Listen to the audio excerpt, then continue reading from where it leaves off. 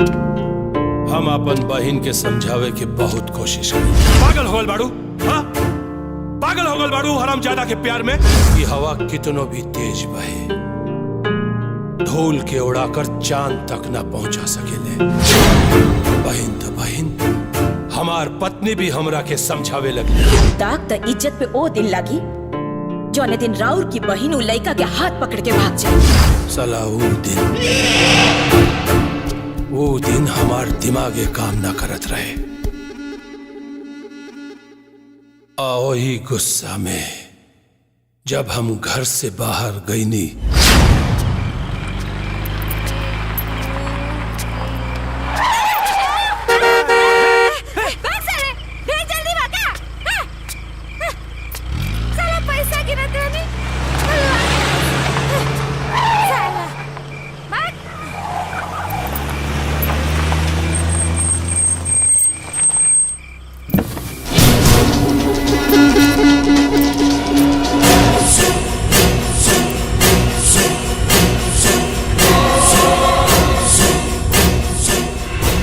नहीं, वो लड़की के उठा के गाड़ी में बिठाओ।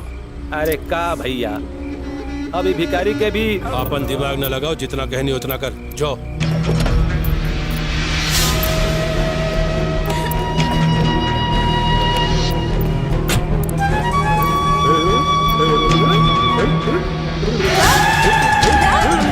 अरे दन्ना, पैसा दो, जल्दी दो, पैसा दो।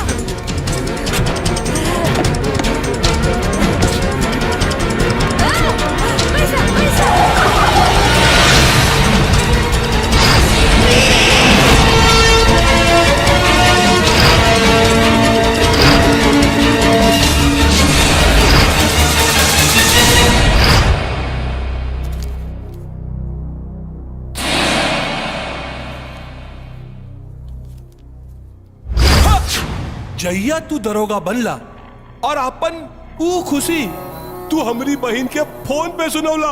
हेलो सूरज, सुना एगो बहुत खुश खबरी बा। का जल्दी बतावा।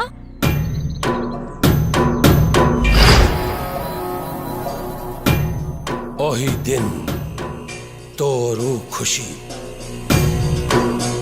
हम तोरी गम में बदल देनी। चला भैया।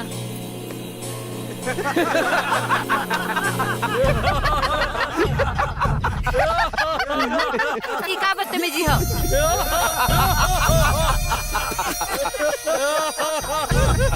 सुनाई नहीं के दे भैया के बुलाई का। ये सब राउर भैया के मर्जी से ही होता। आज ही गाड़ी में तू ना केहू और बैठी, ऊ देखा।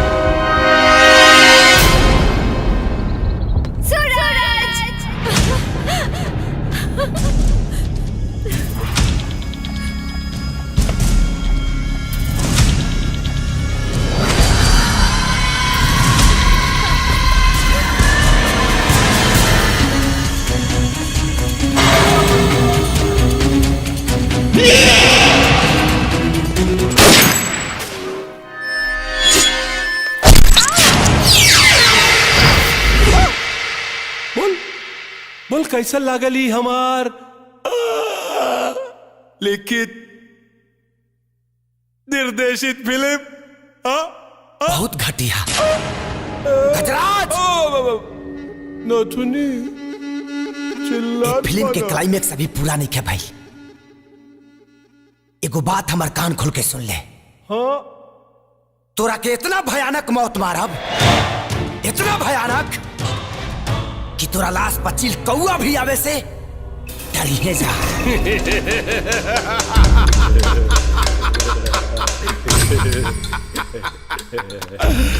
हर रोज मौत के मुजरा देखे वाले गजराज के तो मौत के धमकी देता रे। लागता जेल की रोटी खाकर तू पगला गइल बा। चिंता ना कर, बहुत जल्दी हम तो के आजाद करा दे। ई जेल से ना, दुनिया से।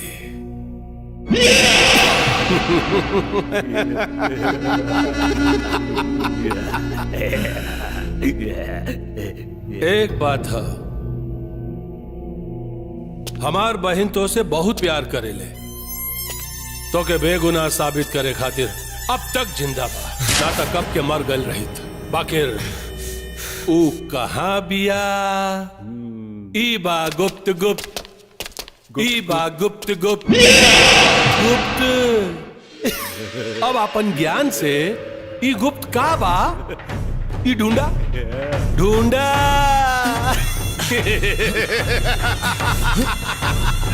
नतनी चला। गुप्त गुप्त, ई बा गुप्त। जेल में हमारी जान की खतरा बढ़ गई और वैसे भी वहां रह के हम अपन बेगुनाही साबित ना कर पाई थी, यही से भाग गई। का ये बात के खबर गजराज के पता लाग चुकल बा?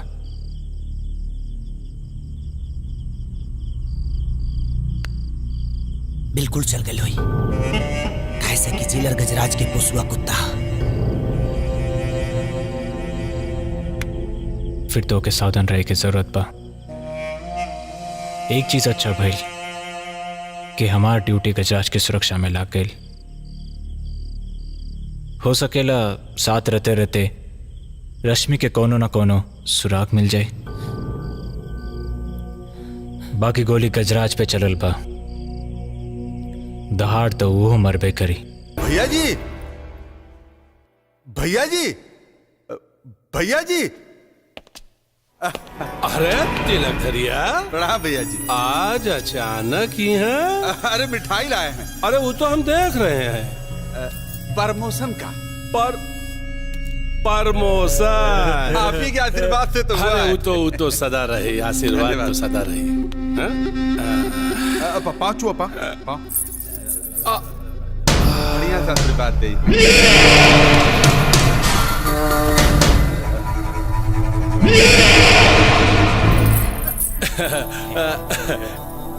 नाम का बा? तिलकधारी। अरे तोर ना, इनका मालती मालती मालती।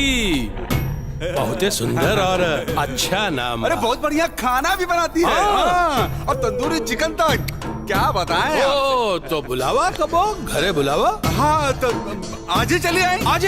हाँ हम जरा तैयारी। हाँ ठीक है ठीक है, आ जाइए, 8 बजे आ जाइए। 8 बजे। अरे तिलक धरिया, काहे अपन घर लुटवावे खातिर डाकुअन के सरदार के बुलावा तड़े? हाँ? लुट जाई रे, लुट जाई तोर तिजोरी, आज लुट जाई। सुख शांति से जियब, हमनी शराब पियब।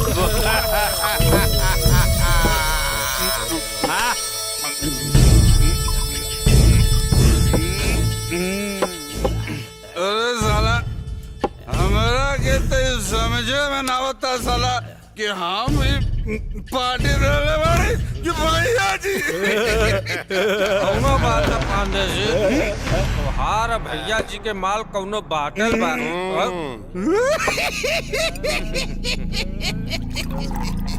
अरे पलटुआ एकदम सही कहत बारे तू। अरे हमारे पास चमन कुछ बा, वो तो भैया जी कहते। अरे कमाल कमाल कमाल कमाल।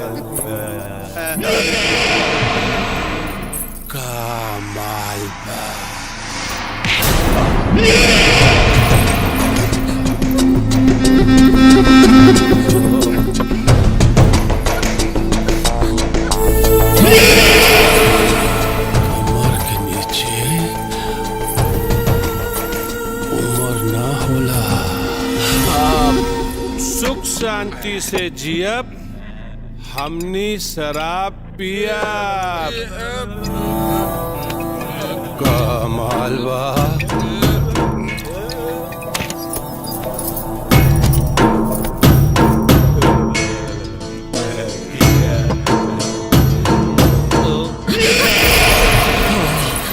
अंदर कैसे आई नहीं? पाँव से ऐसे कैसे ऐसे कैसे हम कहाँ जाई हो? खोला दिल का दरवाजा, जाई हो।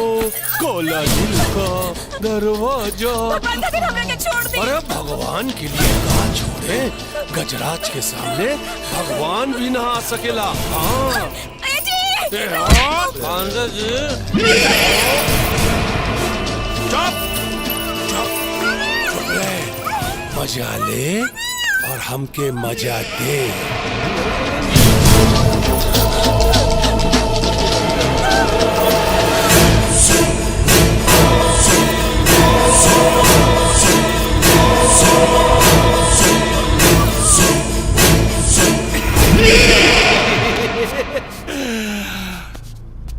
जब तक है जी में जी, जी भर के मजा ली।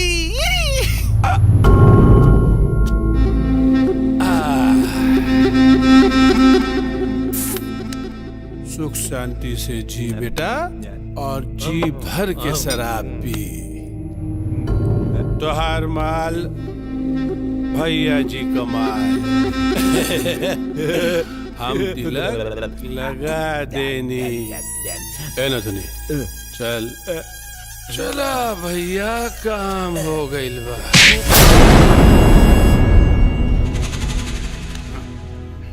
ये मालती मालती मालती मालती, जबले जिया तबले पिया। कहाँ गए मालती? सुत गेलू का हो मालती? हाँ हे मालती उठा। कहाँ पर मालती?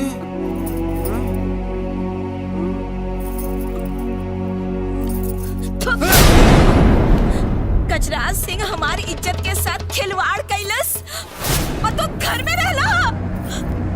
धिक्कार बा वो पति पर, जौन अपने पति के इज्जत के रक्षा ना कर सकीला। का कर पाड़ू तू? ये शरीर अब हमरा के बोझ लगता। ये बोझ के हम ना ढो सकी थी। मालती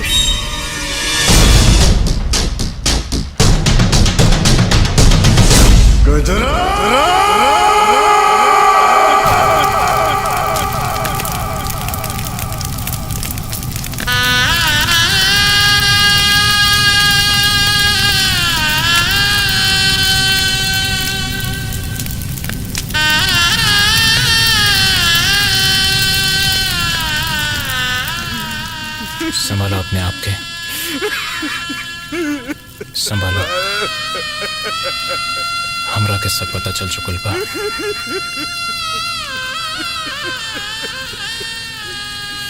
बाकी जो ना अंगीठी से तोहर घर में आग लगल बा, वो अंगीठी में आग तू ही लगौले रहला।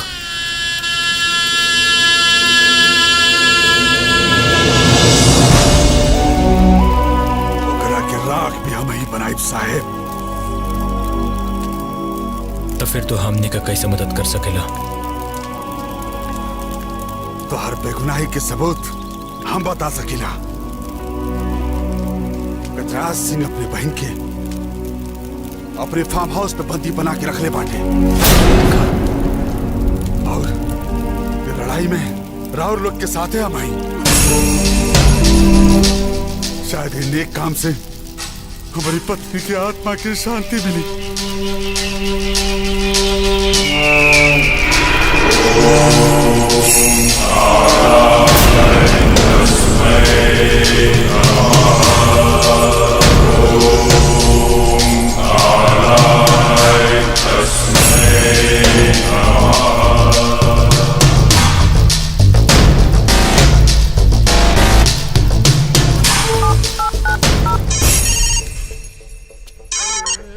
हाँ बोल पलटुआ। का ठीक बा। ए ना तो नहीं, पलटुआ के फोन रहे। वो साला सरकारी कुकुर तिलक धरिया दुश्मन के साथ मिल गई बा। वो हमनी के सारा राज भोग सकेला। तुरंत फार्म हाउस फोन लगाओ, तुरंत।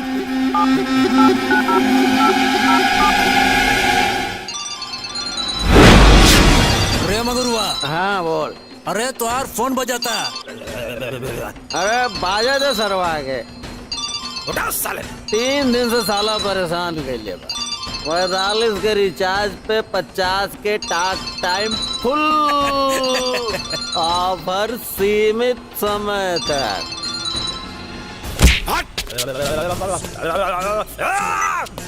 का भाई रे? का भाई? अरे साला मंगरुआ फोन में नहीं को उठावत। तू गाड़ी में बैठ, गाड़ी में बैठ। अरे चला सन।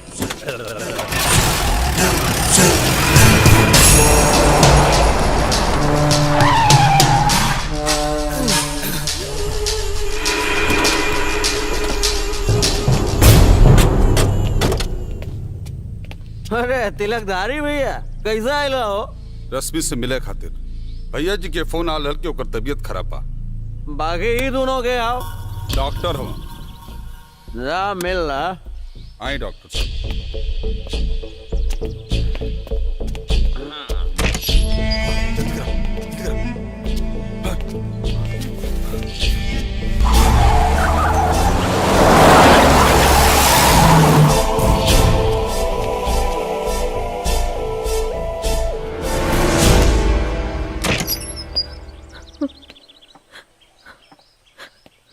रश्मि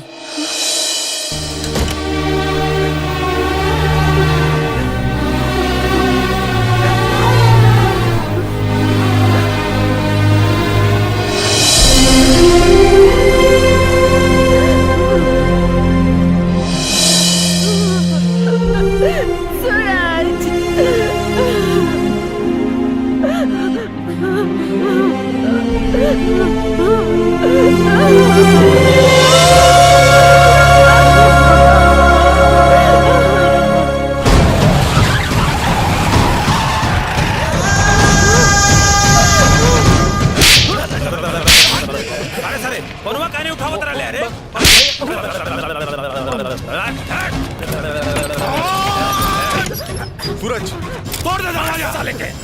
रश्मि के लेके फौरन यहाँ से निकल जा।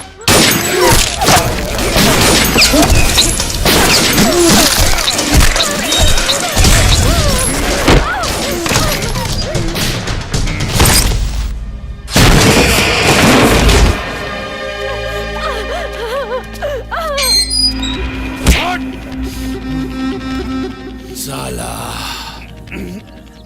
हमार कुकुर हमरे पे ही भौंके चलल रहे।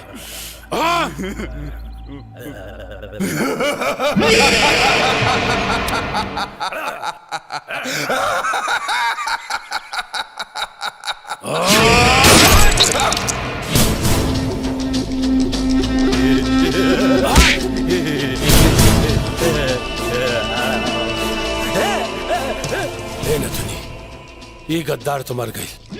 सूरज वो भी जिंदा ना बच के चाहिए।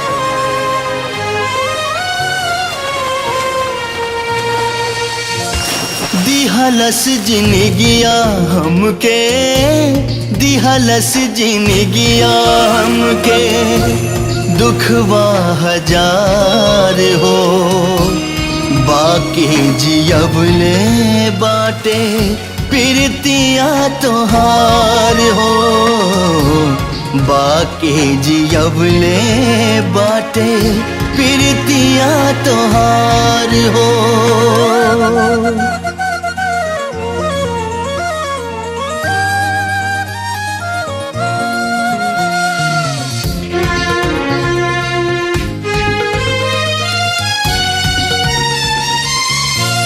बैरी जमाना बनल दुश्मन समैया, धड़कन के दिल से दूर कैलस मुदैया। बैरी जमाना बनल दुश्मन समैया, धड़कन के दिल से दूर कैलस मुदैया, कैलस मुदैया। मनवाई हरदम रहे, मनवाई हरदम रहे, बड़ा बेकरार हो, बाकी जियबले बाटे प्रीतिया तोहार हो, बाकी जियबले बाटे प्रीतिया तोहार हो।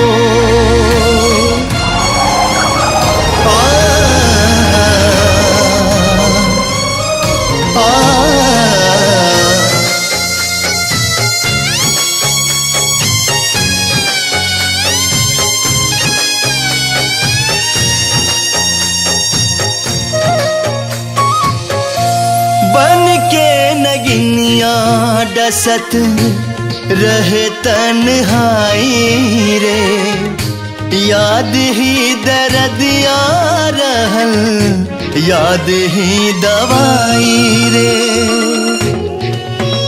ओ बन के नगिनिया डसत रहे तन्हाई रे, याद ही दर्द या रहल, याद ही दवाई रे, याद ही दवाई रे।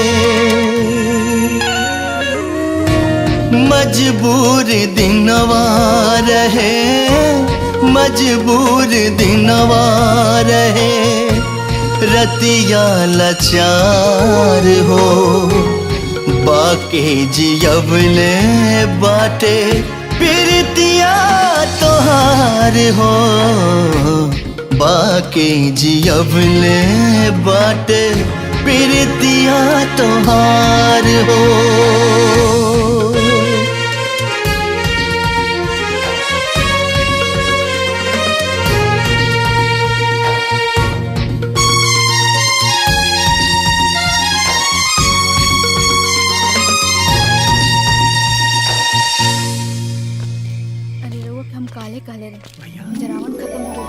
का भाई आ जाए भैया। बेटा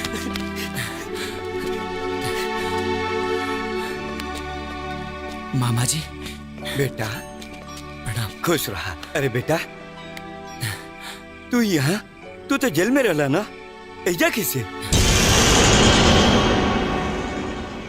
बहुत लंबा कहानी बा मामा जी। हमार बहन तो से बहुत प्यार करेले, तो के बेगुनाह साबित करे खातिर अब तक जिंदा बा।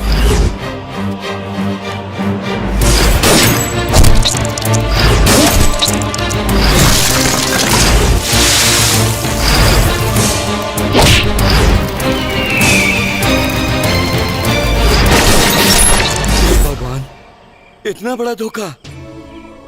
बाकिर बेटा तू अपन बेगुनाही साबित करके जीजा जी के मौत के सच्ची श्रद्धांजलि दा, ताकि उनकर मौत सार्थक हो सके। हाँ मामा जी, जौना गजराज के चलते हमारे घर परिवार उजड़ गई, वो गजराज के फांसी के सजा दिवा के ही दम ले भम।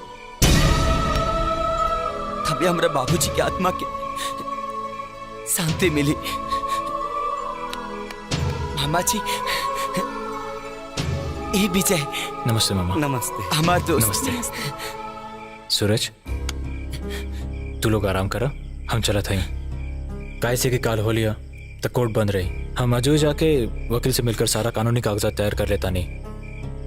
अगली मुलाकात कोर्ट में हुई। मामा, मामी, अच्छा सूरज, हम चलत माने। तू लोग अपन ख्याल रखिए।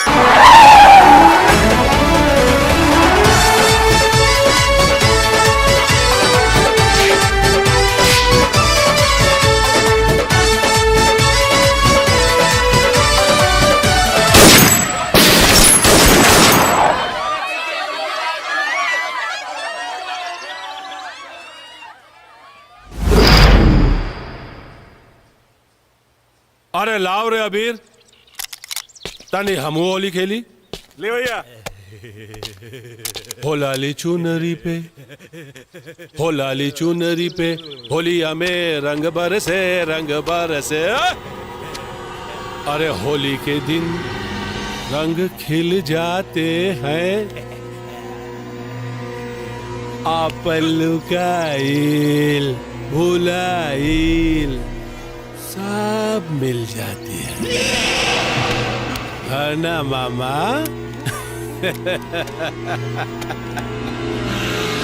ए मामा, 20 बार समझौली, 20 बार कि तू राजकुमारी है और बिया के बाद रानी बनबी। समझौली की ना?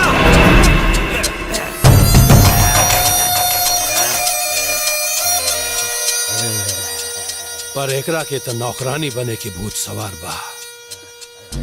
ए देख बहनिया, एक बात जान ले, तोरी मांग में एगो खूनी के नाम के सिंदूर ना पड़ सके, और खास करके ऊ जो तोरी ही खून के जुर्म में फसल होके।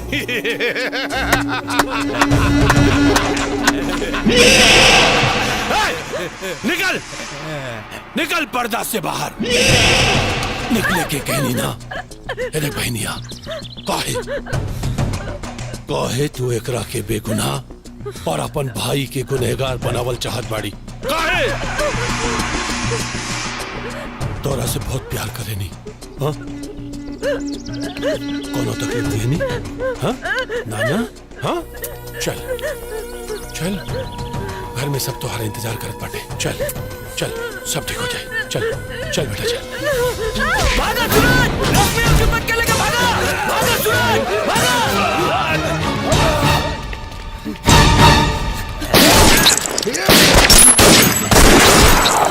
मामा!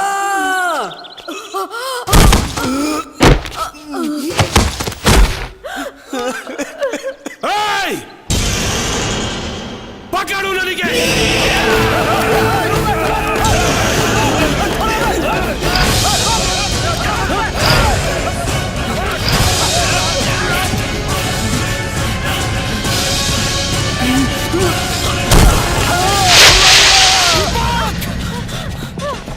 भैया, तो क्या हमारी क्रिया भाभी के लेके भाग जा भैया।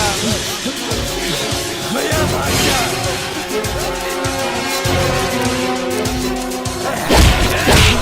जितना तेज तोर भाई भागल है ना, उतना तेज दौड़ के फिर वो वापस आई।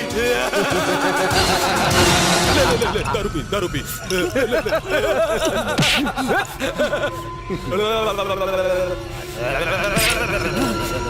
अगर तोहर भाई रश्मि के लेके ना वापिस आइल ना ते जान ले कि आज के रात तोर जिंदगी की आखिरी रात हुई। ले पी, आज की रात बड़ी कातिल है, अब जिंदा हो तो जी लेने दो, जी लेने दो। आज होली है तो पी लेने दो, आज होली है तो पी लेने दो। हे मंगरुआ। हाँ भैया। चल यहाँ से, बाकी तो निकुल देखिए सब एक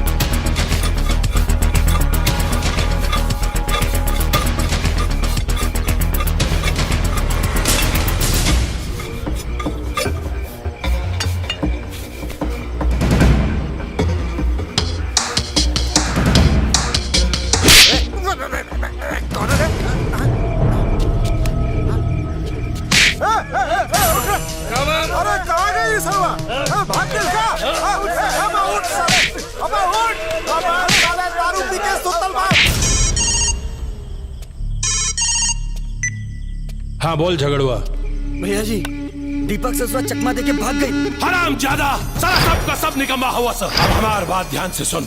ये खबर सूरजवा के ना पता चले के चाहिए। काले कोट के तारीख बा, दीपकवा कोनो भी हाल में सूरज के लगे ना पहुंचे के चाहिए। और होके ढूंढे सन।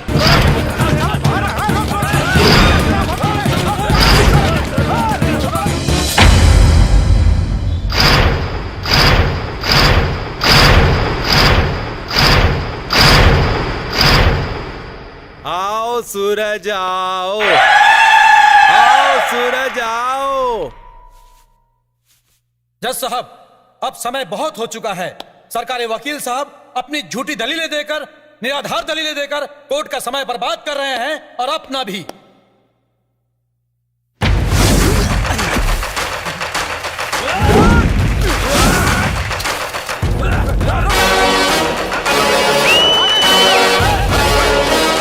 जज साहब, रश्मि की मौत की पुष्टि कोर्ट में पहले भी हो चुकी है।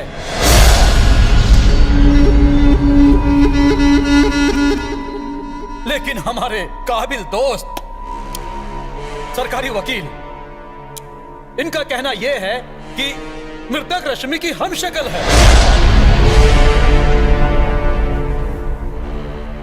जज साहब, हमारे वकील साहब रश्मि की हमशक्ल की हत्या की झूठी और निराधार दलील देकर अदालत को गुमराह करने की कोशिश कर रहे हैं, अदालत का समय बर्बाद कर रहे हैं। और यहाँ तक कि हमारे मुवक्किल गजराज सिंह को रश्मि की हमशक्ल की हत्या के जुर्म में गिरफ्तार करवाने की कोशिश कर रहे हैं।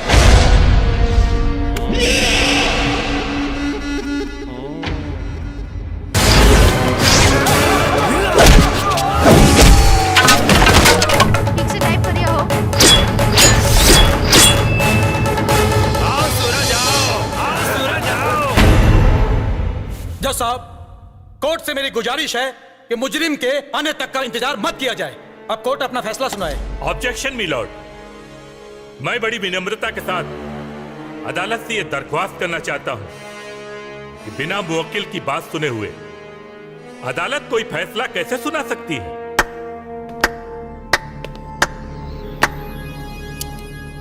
वकील साहब, शायद आपको मालूम नहीं है कि आपको मुवक्किल जेल से फरार हो चुका है। मुझे मालूम है, अच्छी तरह मालूम है। मिलॉर्ड, हम अपने मुवक्किल की तरफ से हलफनामा दाखिल कर चुके हैं और हमारा मुवक्किल आज कोर्ट में जरूर पेश हो, जरूर पेश हो। आओ सूरज आओ, आओ सूरज आओ, आओ। भैया जी, सूरजवा आ गई।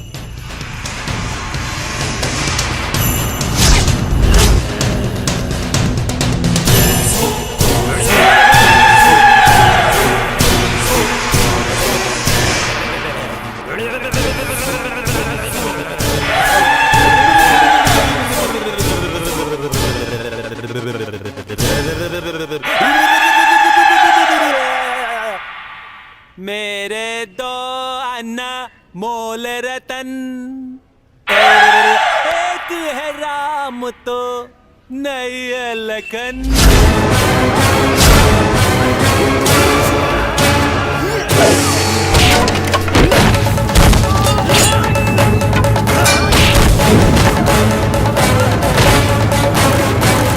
साला अगर हमरा भाई के कुछ भाई ना गाली ना हमरी बहिनी आके दे दे तो मिल जाई तोहरा के लखन। ढेर मत सोच सूरज, नहीं तो दिमाग के नस फट जाई। हमके जाए द सूरज, ये मुश्किल हालात में तू फैसला ना कर सकेला, हमरा के करे द।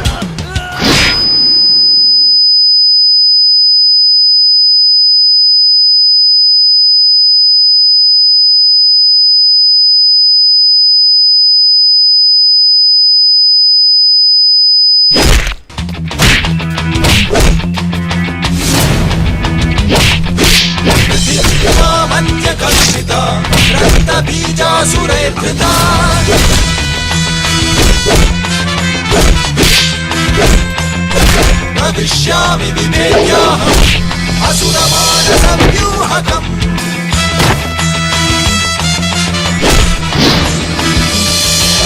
हनामि असुरान् एतान् रुधिरगुल्मान् दुष्कृतान्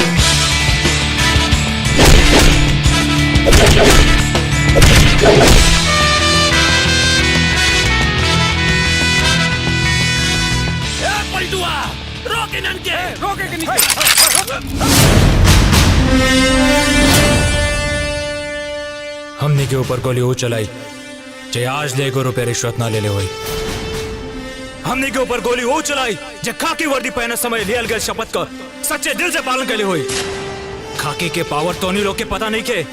अगर हमने के सच्चे दिल से चाही जा तो मंदिर के बाहर रखा लेको चप्पल तक चोरी ना हो सकेला। पलटुआ इनन के बकवास मत सुन, मार साले के।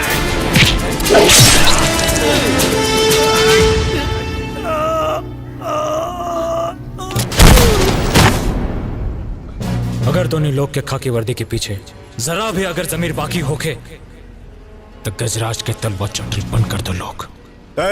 गन डाउन।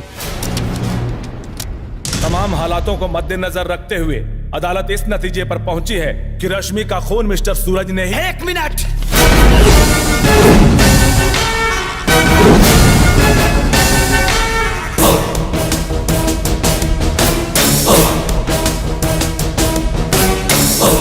हम अपना बेगुनाही के साबूत अपना साथे लेके आयल बनी जज साहब। आपको जो भी कहना है कटघरे पे आकर बोलिए।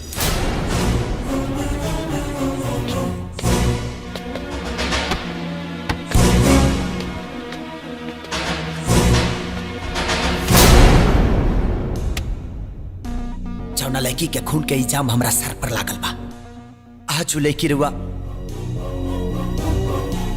सामने भी आ। ये हकीकत भी कोनो फिल्मी कहानी से कम नहीं जज साहब। सीता गीता कहीं चाहे राम श्याम कहीं खून भइल बा, लेकिन रश्मि के ना, रश्मि के हम सकल के जौना के कातिल के हुआ और ना ये गजराज बा। Order order. अब अदालत मिस रश्मि का बयान जानना चाहती है।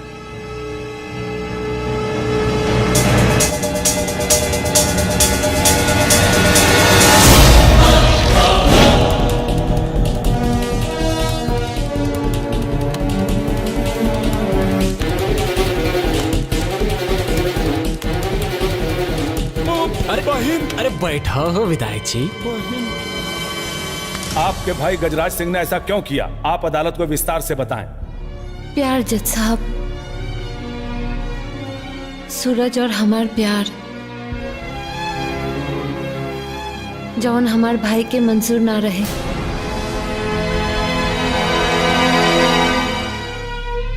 और एक दिन जब सूरज अपनी जिंदगी की सबसे बड़ खुशी के दिखावे खातिर हमके मंदिर वाला घाट पे बुलावना, ओ दिन हमार भैया हमरी जगह हमरे हमशक्ल के भेज देना और ओकर खून हो गई।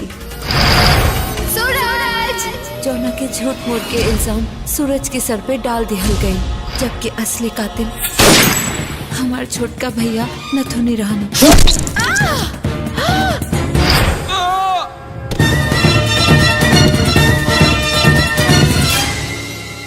बैठा।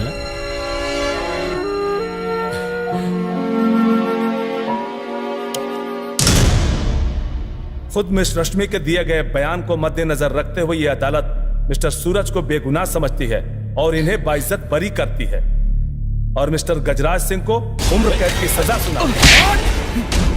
Order order order order. क्या अपनी जगह से लाई नहीं? क्यों नहीं?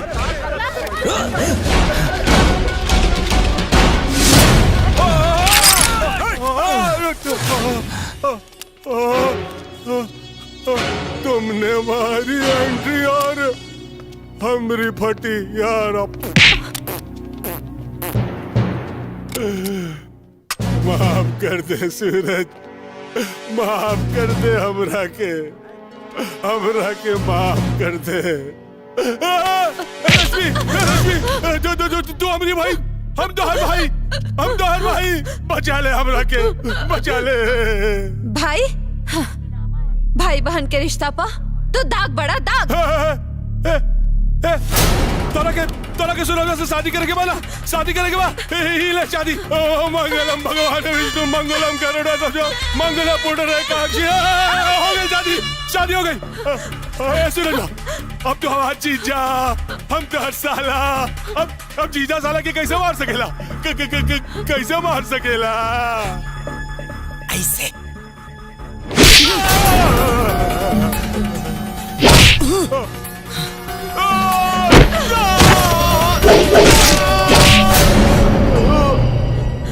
के आगे नाला और घर के अंदर साला ना रखे के चाहिए।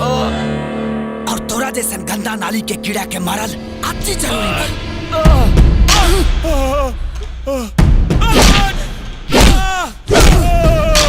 सिंघम सिंघम सिंघम पकड़ ले, ये अन्याय कर बाटे।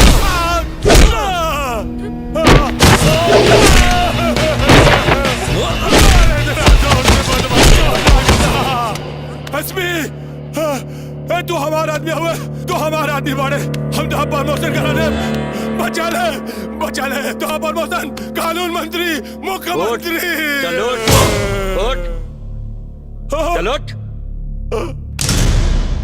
विजय, हीला दिखा दे इकरा पुलिस के ताकत।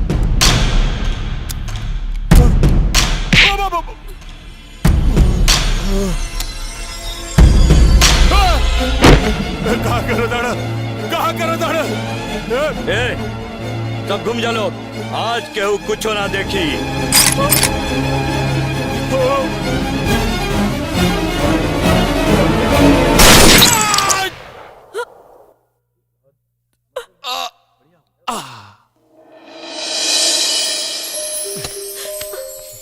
सर,